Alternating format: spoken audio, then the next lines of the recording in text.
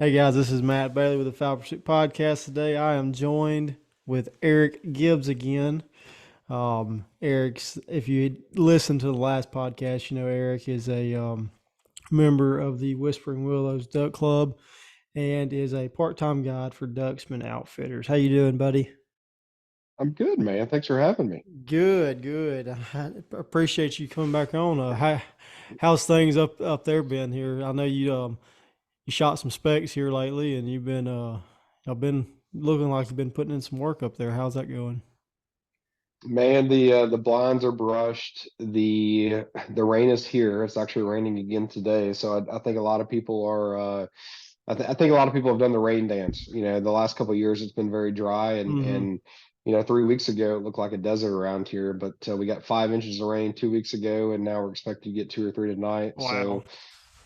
So the fields are there's a lot of water, which is good. We're pumping. We're almost pumped up, so the rain's going to help us. But spec season, we killed a few. It was tough because there wasn't still. I mean, there just wasn't the water to hold the birds, Mm-hmm. and so we would find a feed one day and try to go hunt it. And I actually only hunted spec 2 days.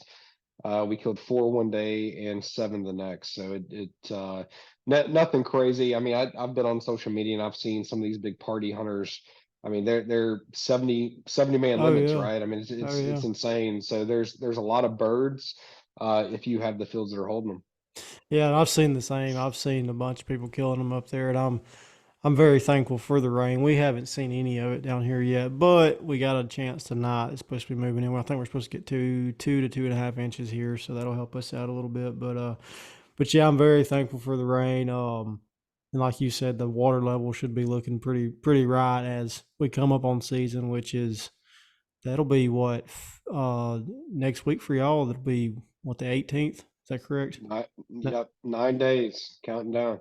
It's it'll be here before we know it. And I know when we talked last, it felt like it was kind of a little bit of ways, but now it's we're almost a week out, so that'll be great. And so take us through a little bit of process. You said you've been brushing, getting everything ready at the Duck Club.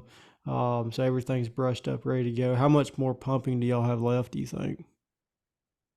Uh, Two of our fields are pretty much done. We've got one field that give or take is 85 acres. So as you Mm-hmm. can imagine, it takes a ton of water, Yeah. and everything slopes to the south. So to build up to where our pit is, it's probably it's an extra week versus any other spot that we have. So, but I think our woods are going to have water, which is great Yeah. to start the season, because typically it's more of a middle to late December hunt for us. We Mm-hmm. always go and hunt the fields first few days, and it's a mixed bag, right? You're not gonna shoot your limited mallards. There's shovel or tail, whatever else you want to hunt, but if we get water in the woods, it may change my perspective a couple days before season and game plan.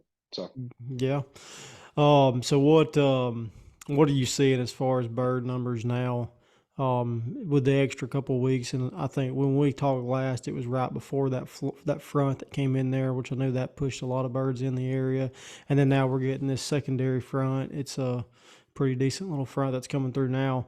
What are y'all seeing as far as duck numbers? I know the specs and stuff is there, and you said last time that you was seen some, but you didn't know that they was holding it. What's your take on all that right now?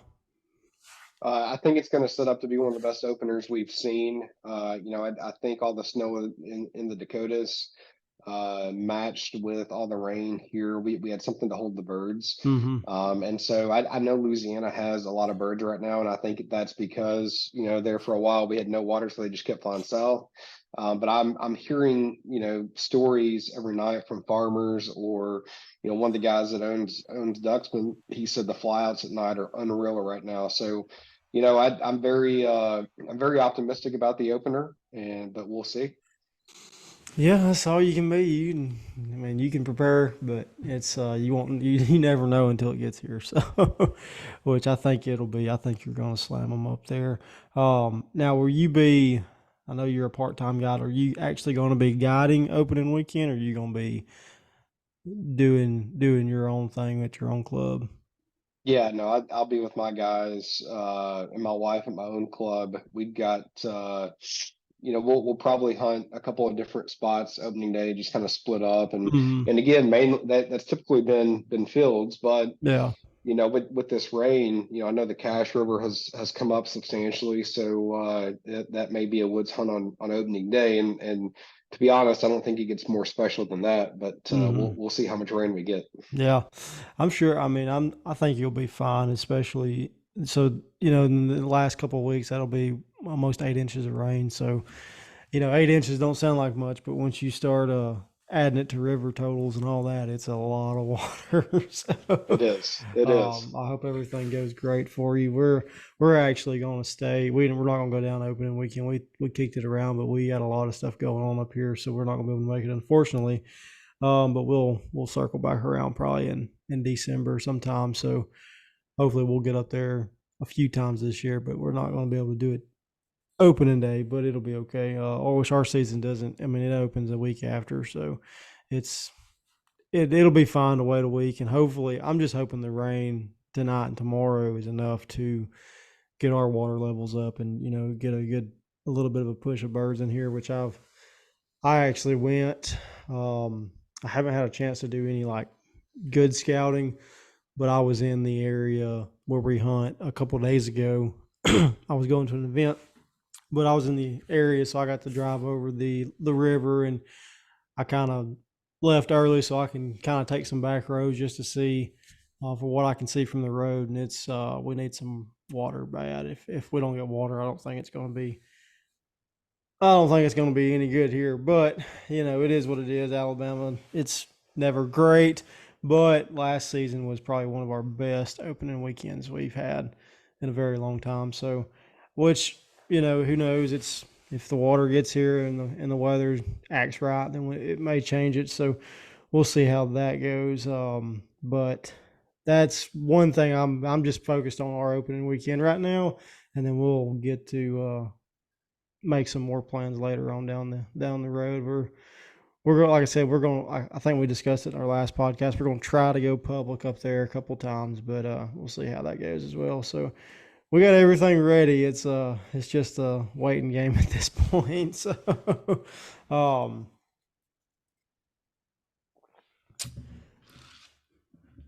so everything is ready on your end. So you're pretty much just doing the waiting game. Um what would you given the what would be your advice now, given what you know as far as the weather and everything goes? What would your advice be to anybody that's maybe coming up? Which I've actually heard rumors that there's people already waiting um, at some of y'all's boat ramps up there. Can you confirm or deny that, or have you seen it yet? I can confirm. I've gotten pictures sent to me, not just social media posts, so I can confirm. And look, bless them, man. It's that's a hard job, and all I can say is I hope they have camping permits because Hmm.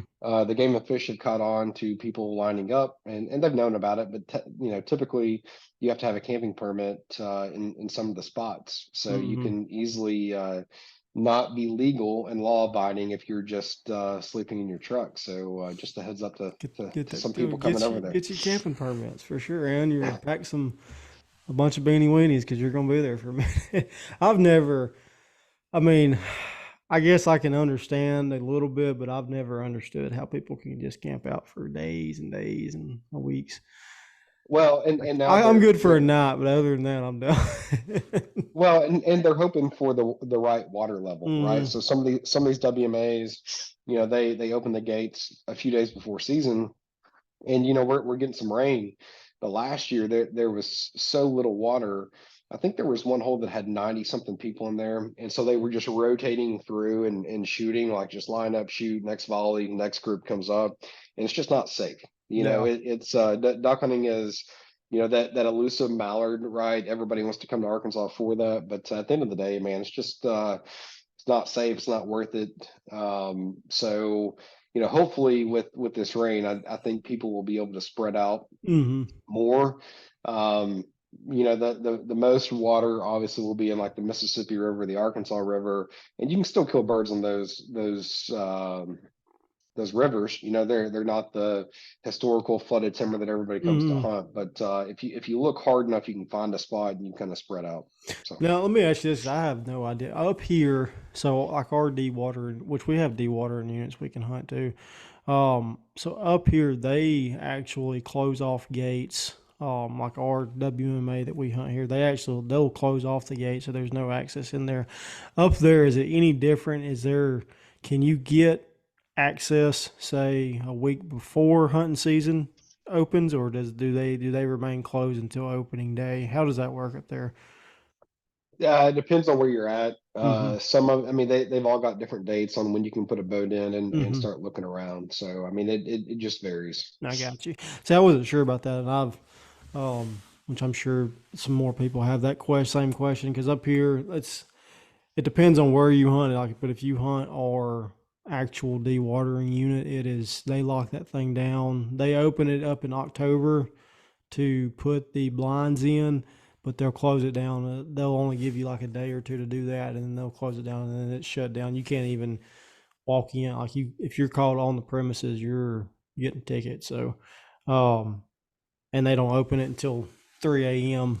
the opening morning. So, I didn't know if it was the same or as far as like scouting techniques. How did people do it up there? If it's but anyway, that was a question that I had, and I'm sure other people have it as well. Um, what uh, what are you looking forward to this year? As far as is this year? I know you said that it's going to be different as far as opener, as far as the past few years. What are you looking forward to? If there's something you can look forward to most this year, what would it be? I think two things. I've got a great group of guys and gals that are a part of our club. It's hard to find the right group of people. It takes several years.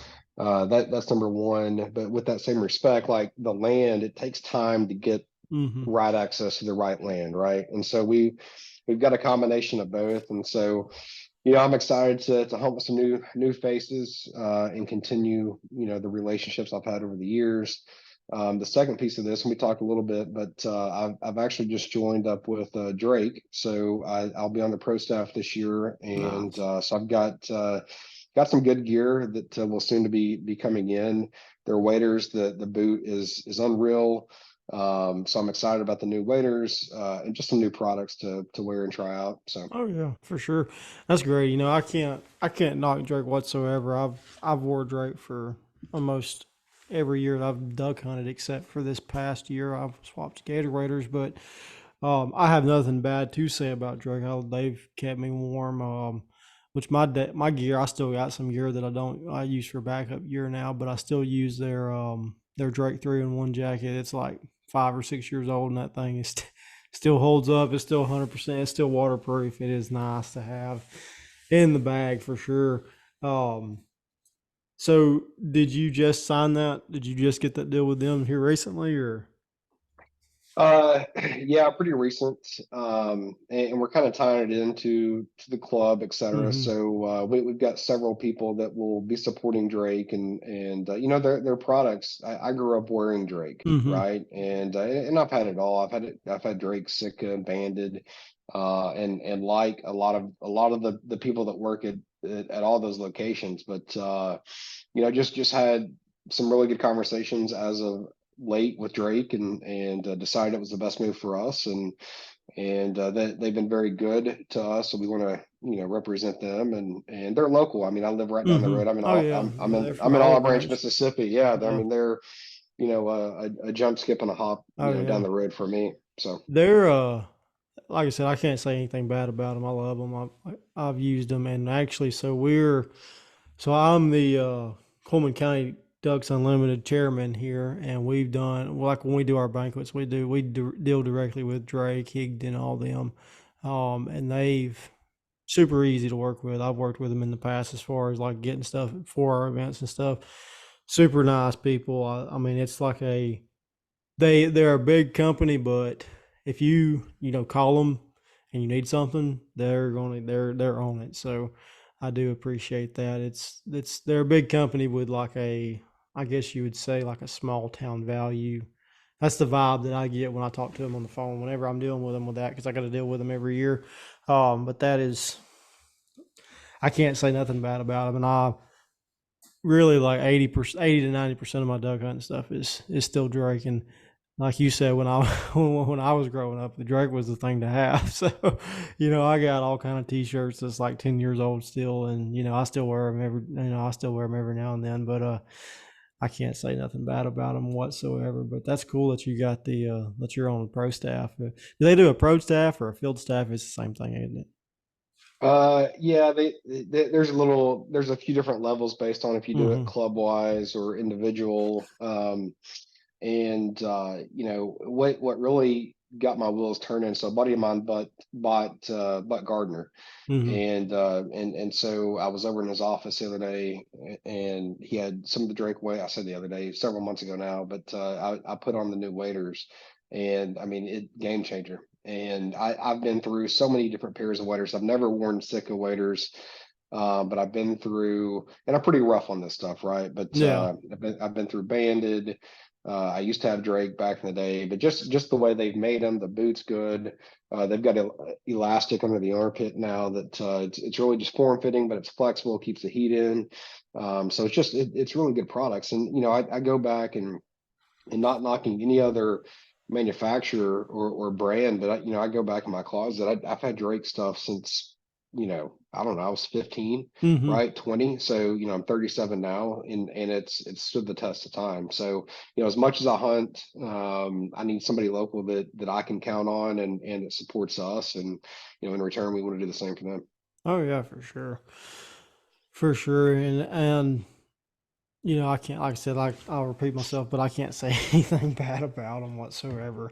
Now, let me ask you this, just for like people listening and say they may be interested in getting like trying to do like a pro staff or field staff with Drake. What is the processes that you have to go through to get that to kind of like the reach out steps? You just reach out to them, send them emails, and then they kind of pick you from there, or how does that process look like? What was the process like for you? Yeah, I mean, you can do a couple of things. Obviously, if you know somebody within, Mm-hmm. one of these companies and you've proven yourself over time with good content, et cetera, then that's one way. But most of these companies have some kind of application, process and as you can imagine, they probably get hundreds, if not thousands, of Oh these yeah. things. So just having good content, right, and a good reason why you want to be a part of that team, and how are you going to protect the brand, help grow the brand, things like that, beyond just, hey, I like your jacket, I'm going to wear it, Yeah, right? I like your So jacket and I like to shoot ducks. Yeah, for yeah, sure. I yeah, mean, and look, it's a business thing for them as well, oh right? yeah, So if you they have a want lot of reputable content, people. yeah, I mean, if you have a lot of content, you can get their brand out there. Obviously, it helps these companies as well. So yeah, just blessed to be able to be a part of that. Mm-hmm. Good deal. That's great. That's great. That is awesome. Especially if you can get some more deals with like these like shotgun companies or um some shell companies. That would be nice as well. And you probably get like a little discount on them too, don't you? They don't give you this stuff. I don't think it works like that. I'm not Yeah, I 100% mean, sure how it works, it, but I wouldn't imagine that they do.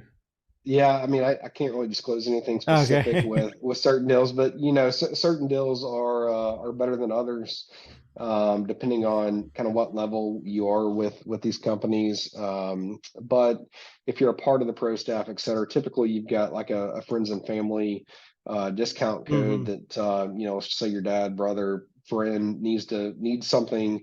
It's not a ton, but it at least helps them because this stuff's expensive, Oh right? yeah. So yeah, again, it all varies, man. It all Hmm. varies on what size of outfitter you may be, or just your influence. I mean, again, you're influencing other people to buy Hmm. products, right? So what influence you have typically helps you probably negotiate what What comes kind of deal you of can certain get? deals. Yeah, Yep. yeah. And I'm a firm believer. I've said it on the show many times. Is you definitely get what you pay for. Drake, they're the cheapest, but they're good stuff. So, um, with that being said, if you're interested, maybe hit them up, and we might have to discuss the other stuff later off the show. But I might be interested. I need to get some deals, but Well, and to anybody listening, not you giving it to me. I'm talking about for myself because I wouldn't. I mean, I've looked into it, but I've never really pursued it, so to speak. But I mean, hey, if I can get some, yeah, and get look, some. I mean, to anybody listening that's got a company, et cetera. I mean, we'll test whatever out, Mm-hmm. and I'll give honest feedback, and I enjoy helping other businesses grow. I've done Mm-hmm. that with, I do that in my job now. I've done that in previous jobs with other companies, and so and especially if I like something, I'll get on the contact us form and shoot them a note and say, Oh look, I yeah. guide, I hunt 60 days a year, I mean, some years. So, if I can help you out, And, let me know. and I actually got some. I actually got some shows coming up within the next week or so, with some smaller companies. I'll definitely have to shoot them. I'll let them know. I'll shoot them over. Put a good word in for you. I got this. So they're gonna kill me if they're listening to this right now. But I don't have my phone. It's what I use to record, so I can't really pull it up. But there's this. It's a decoy rig system that I got. The company that's coming in, they got some really cool products, and they're a local owned company that's kind of blowing up right now on TikTok. They have some really good stuff. I'm actually probably going to get some myself to see them this season. I do look forward to that, and then I also got a few more other smaller companies that's coming on the show with me here soon. So we'll Well, definitely and is and, and and it. one of the Go well, one ahead. of the things that we can offer too is we've got great land to hunt, right? Yeah. So, a lot of the and I'm actually working with somebody now because I've got an idea that we're trying to bring to life. But you need good content. You got to have good footage. You got to test it. You got to try it. Mm-hmm. So, a lot of the gentleman I'm working with Drake, like, we want him to come hunt with us, Yeah. right? So, and some of these other companies, if there's something that we can test out for you, if you're interested in having a conversation, in exchange, come hunt with us, right? Come Yeah. test your product out, come film. Look, we spend a lot of money, and my duck club chat last night, who's bringing what decoy, and I mean, we run some of these pits, we run 300 decoys, right? Yeah. So it's a lot of money, and if you're in the decoy game, holy cow! I mean, I remember buying these decoys for $39 a dozen back in Long time 2001. ago. Yeah, a long time ago. Yeah, You well, be all looking these at companies 150 said, now, but yeah, well, all these companies said, well, I can sell them in six packs for yeah. $60, so Mm-hmm. let's go down that road. So, we spend a lot of time and money doing it. We have good social content. Again, my wife has her social media business, Mm-hmm. and so that we plan to expand that this year. And so, yeah, we're interested in helping whoever out, if that's something that comes to mind. Yeah. So. Now, have y'all looked into this is a personal question? Have y'all looked into getting a like personal or professional photographer to come out this year? Are y'all going to be? Is that going to be something you're going to be doing and doing some film and all like professional film photography and all that? I know that business is really booming right now. I've seen so many people get into that, and there's some good wildlife photographers out there that hunts and they do really well. So Yeah, well, so along with Ellie's social media business, so she has the setup now. She's got the drone, she's got the lens that costs more than a truck. She's got mm-hmm.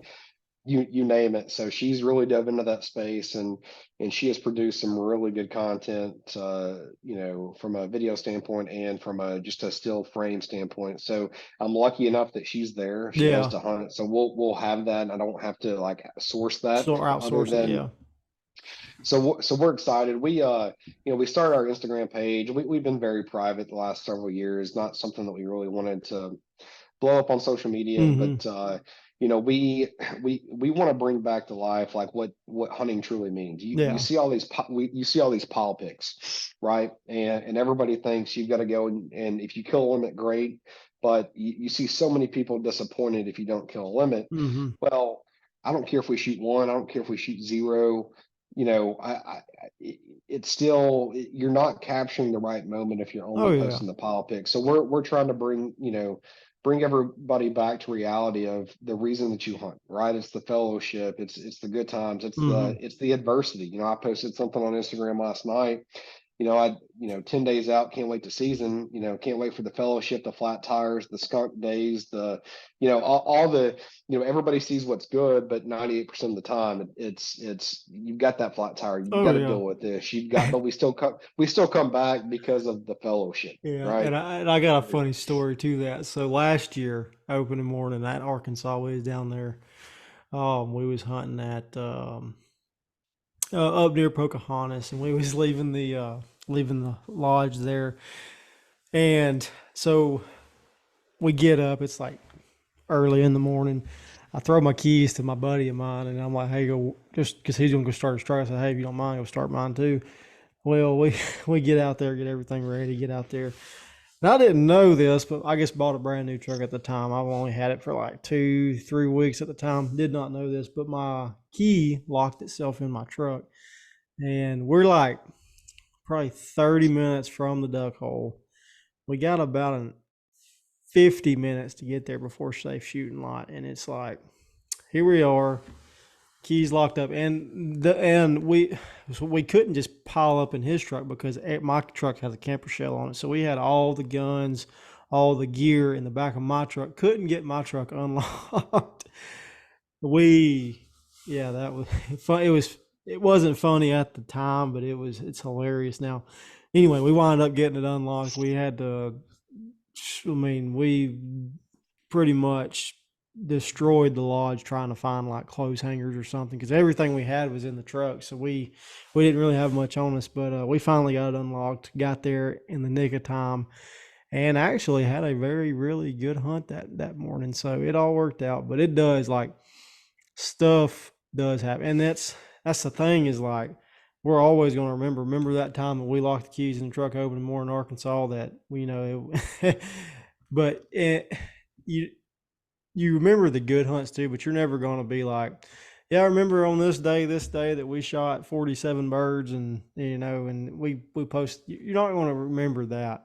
I mean, yes, you might, but it's when stuff goes wrong that makes it the stories 10 times better, and that's what's memorable to most people, and that's the stories that you're going to tell, you know, down the road, and years and years down the road. So I'm a firm believer in that. I appreciate what y'all are doing, and I hope it really takes off. And I think a lot of people need to see it like that, and not just see the pile picks, because in retrospect, it's great when you kill a bunch, but the camaraderie is worth its weight in gold to me. And but I really, so that I hope that in that aspect, I hope y'all take off and people can actually start. I hope you can promote that as much as you can. I hope you're very successful at it too, because I think a it's something that people need to realize. And once they do realize that, they're going to enjoy it 10 times more. It's it's just they'll be grateful for it. I guess that's what I'm trying to say. So. And I have so many conversations with people. Well, we didn't find any birds, so we're not going to go hunt tomorrow. Like, again, that's you're taking the true meaning out of what hunting is out of it, right? Yeah. Hey, I didn't find birds. It's not going to be worth my time. So, like, we're just trying to bring back reality to a sport that's been monetized and Mm-hmm. commercialized so much. And look, as a part-time guide, like, love it, but I also, want to, I'm honest with clients, right? You call me a week before, I'll tell you exactly, what I think you can expect. And I've also sent deposits back before because I knew like we were going to be locked up in ice, or, so we just want to take a very transparent approach to the sport, and, hopefully people enjoy it. Yeah, for sure. And that's the best way to be, especially as a part-time guide like yourself, is to be transparent, because there's some people out there that's just going to try to take your money. They know, I mean, they're up there all the time. They know there's no birds there. They know you might kill one or two and then be done with it. So transparency is everything, and that's in like not just in hunting. That's in anything you do. You should always try to be transparent as possible with people. Now and if they say, hey, we still want to come up there and do it, then you can't really stop them, but just be transparent about it, because then there, it's better to, you don't want to overpromise and underdeliver. So you never want to do that, because that's when people get their hopes up, and that's when you start making a little bit of people mad, and stuff happens to get ugly that way. So that's great, and that's really great. But we're running short on time, Eric. Is there any closing thoughts that you want to add to this podcast while we're at it? Man, just as I look out this window, it's still raining, so I can just envision that the Cache River getting up. And excuse me, I've got sinus issues today, but just a lot of optimism. I think our group's excited, and knock on wood, things have been really efficient. Again, got a good group, and the I guess the biggest concerns we have are what are we cooking and who's bringing what, right? I mean, at this point, other than that, we're ready to rock and roll. Just So sitting on G, waiting on O. that's right. So we'll late Thursday after I get in work, and I'll probably start putting out some decoys next week, and everybody will come in Thursday night or Friday, and we'll get this thing kicked off. But Yeah. again, it's a duck, so biggest thing is everybody just needs to stay safe, and I'll enjoy it. At the end of the day, like my first podcast, people are so secretive in this sport now, and I mean, it's everybody knows if there's a public spot, people can find it on Google, Oh find it yeah. on a map, like just it's not worth the fights, just the craziness that happens. Yeah. So just enjoy Did it. you get any backlash on that? Because I remember I did share that video on TikTok, and there was a bunch of comments on there. Did you personally, anybody that you knew that listened to it, that was like, hey man, what are you doing? Don't be. Did you get any No, backlash on it? No. I got a few forwards, but no, I mean, look, I grew up learning about these places from other people that took me, Yeah. right? So, and those are still my closest friends, and if somebody gives me backlash for that, so be it. I mean, there's bigger things in the world to worry about. But no, just one of the guys in my club, one of my best friends, I met him at one of those WMAs. I Mm-hmm. backed down and had a Louisiana tag when I lived in Louisiana, and he goes, man, Rustin. And so he's from Bossier, right? And we've been friends since meeting at 2 o'clock in the morning when I found out he was going to the hole that I wanted to hunt, and he was in front of me in the boat race. So I couldn't do Yeah. anything about it. I was mad at the time, but it all came full circle. He and his wife were in D&W Outdoors in Jonesboro a couple days later, and my wife and I just made really good friends, and now we're in the club, and his dad's in the club with us, and so it's even through adversity and a little heartache when you don't get to Oh hunt yeah. exactly where you want to hunt, like it still turns out good in the end if it's meant to be, right? Yeah. It's funny how that happens, but sometimes that's how some of the best friendships happen, is through adversity. Now I do gotta ask you this. I've been staring at it all podcast. That picture behind you, it looks like it's in black and white. Is that ducks, or what is that? That Yeah, yeah, that's dogs here. I'll move a little bit so you can see so it. give So us that give is, give us a little oh, backstory there on you go. that. Oh yeah, all green So too. yeah, all green. So that was actually a new field that we trusted, a good friend that we leased from to go in. Actually, it was like I don't know, it was like the month before season. He said, hey, I've got this field, do you want it? And so I drove by and I looked at it, and it was great. But we don't have a ton of good morning hunts out there, and afternoon Hmm. hunting. I hate afternoon hunting. I like to go drink a beer, Yeah, I'm the or same way. As Sam Pittman says, a good old cold beer after he wins a Hmm. football game, right? And that's not Yeah. often because Arkansas doesn't win a lot of games, but I'm a diehard fan. So as you guys can see, like I'm a desperado here. But anyway, so we went, and it was the first good morning hunt that we had there, and it's probably one of the best mallard shoots I've ever had in my life. There's a lot of private timber just south of us, and these birds just got up with the south wind and flew over us, and it we killed 5 limits of mallards, I think, in 30 or 45 minutes in a field. In field hunting, you typically get a mixed bag, but this particular field, I'm not giving the location of this, but this particular field it's all mallards. I mean, it's Wow. we very rarely kill anything else, but it's weird because it's all 98% of the good hunts that we have, it's in the afternoon. And for those of you that are listening that are doing a duck, like you typically don't get a bunch of good afternoon hunts Yeah. unless you're hunting a front, right? Mm-hmm. Or it's nasty outside. So but yeah, that's the guy on the left is Rob Whitsitt there, or I guess on the right. He's still in our club. The guy in the middle is Mac Murphy. I'll give him a shout out. He's from Alabama. He plays professional golf. Good luck to you, Mac. I know Roll you're going through Tide. Q school right now. Roll Tide, I Roll guess. Tide. Actually, go Tigers. A good friend of mine's their quarterbacks coach. So I gotta root for the Tigers. uh, That's me, and then another buddy of mine, Patrick Mayer. He used to be in our club, but good friend. We've known each other for a long time. So that is, more importantly, yeah. There's a pile of mallards there, but that's Bunch a of smiles long too. So that's a long time of friendship combined right that's there. great. So That's great. But anyway, buddy, hey, it was a pleasure. Thank you for coming back on here. Anytime, just hit me up. It's always a pleasure talking with you.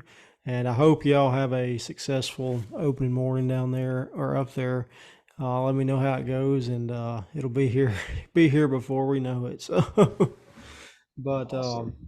but anyway, hey, thank you, Eric. Thank everybody for listening, and we'll see you next time. Thanks, man.